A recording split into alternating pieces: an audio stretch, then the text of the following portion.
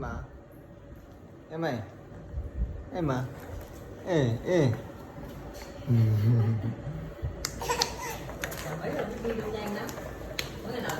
Đâm, đâm. Ê, đây mà. Em mà. Nào quay tiếp nào. Nào đi đi. Đi. Ui dãi à. Ui giời. Đi. Trên làm gì gì rồi mà.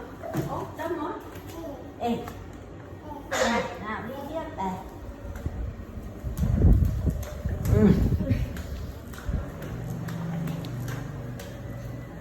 Cái gì này,